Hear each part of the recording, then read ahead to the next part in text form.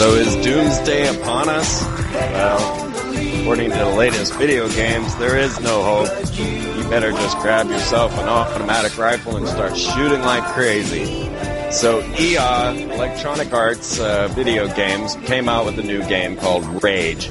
And in it, the whole concept is that Apophis fell, hit the Earth, Apophis the asteroid, and doomsday began.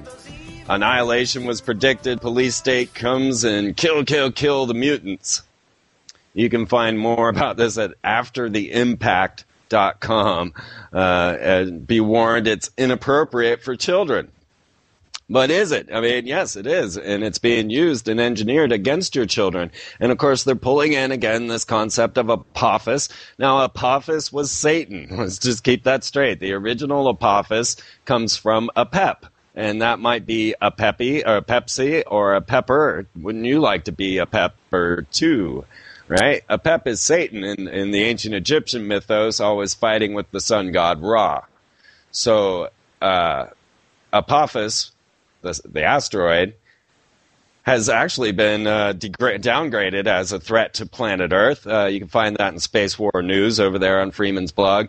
But the idea, the concept of this doomsday scenario is still being programmed deeply into our children's minds. And, of course, the idea of what to do about it and how to get around it, which, of course, is grab your gun and kill. The idea of justice is being programmed into the minds from ideas like the Punisher. And, of course, you can go into many of the psychopathic heroes that we have, V for Vendetta, Neo. They're psychopathic killers that we now recognize as the hero. And this is very much like Horus or Marduk in the ancient Sumerian tales. But the concept of the Punisher justice, I actually watched a 5-year-old boy watching this movie, which was definitely inappropriate for children. But it's based on a comic book, so everyone thinks it's groovy. And just, I'm telling you, Walt Disney now owns Marvel for $4 billion. But the concept of justice was being imprinted into this young mind as I watched. And he sat and he gathered this data as he watched this man slaughter human after human after human. He turned to me looking just a little bit horrified and said, well, it's okay. He's justice. And that's the justice you're going to get as you demand your right to this justice, as you demand 9/11 truth, as you demand Obama give his birth certificate, as you demand the Fed quits taking all your property, as you demand all of these things from the wolves that are taking them from you. What you'll get in the end is a vengeful hero. And you're going to get what you wish for. There's no doubt about it. People think it's a great thing that the 9/11 truth is moving into a broader spectrum, but you're going to find that this will be the very excuses they will use to bring America to the world court. There's no doubt about it. And when I see them announcing Obama with the Nobel Peace Prize, President of the world, I see everything going into full spectrum exactly as I had expected it to. Now, I don't know. Maybe people won't fall for it, but they definitely are seeing it. They'll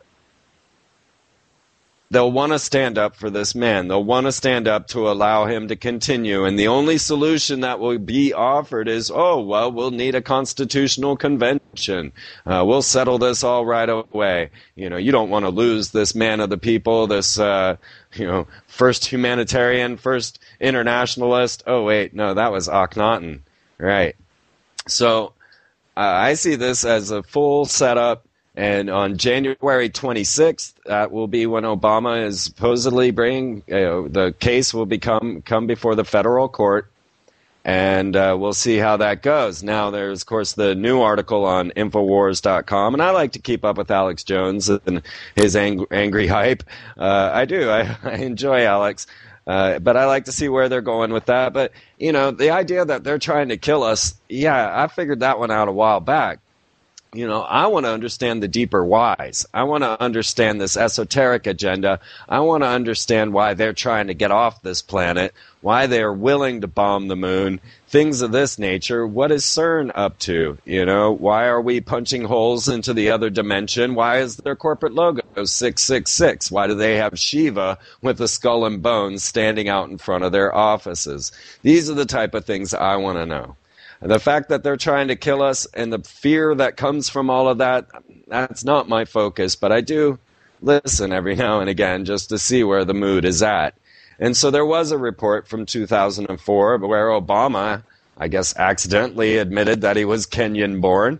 And according to the report, Obama said, "So what? I'm running for Illinois senator, not the presidency," therefore self-admitting that he was not eligible for the presidential office.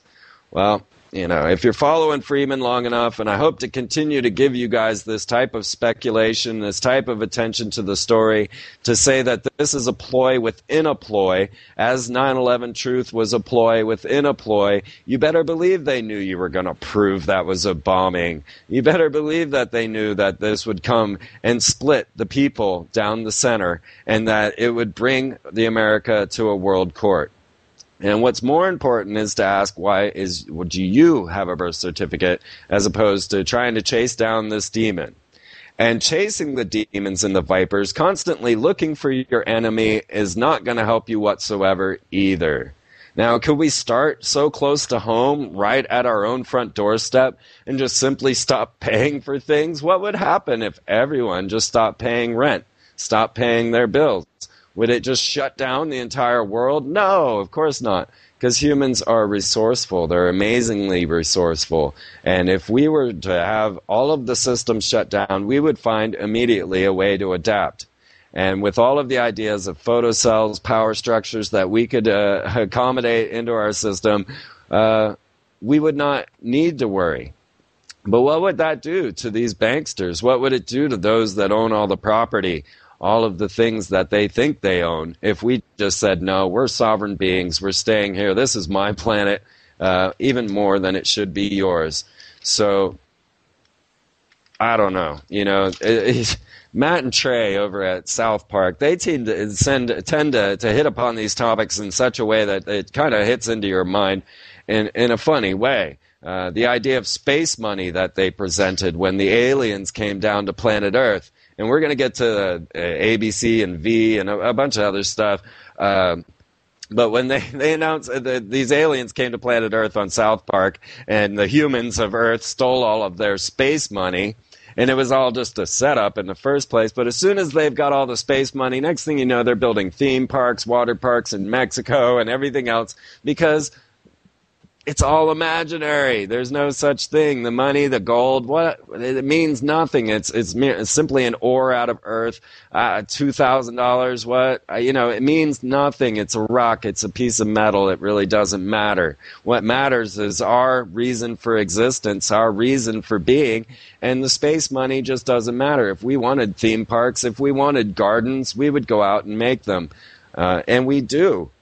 But we've been distracted and retracted. And meanwhile, while we're all distracted thinking things like the economy and healthcare are important, these people are busy well along the way of their social structure that involves extraterrestrial contact, that involves large V-shaped craft, not to mention Google real-time Earth, where they're watching every aspect of your actions, where you're going, what you're doing, and we're all funding it.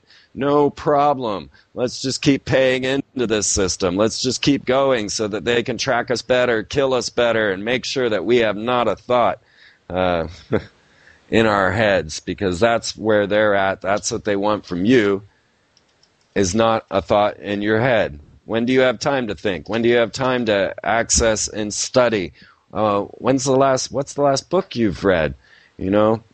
So what happens when the economy collapses? Most of the time, the poor, they don't even notice. Most of the time, they are in the same boat they were in the first place, and usually have a bit of a stronger aspect on this. It's the middle class that really suffer, and they're the ones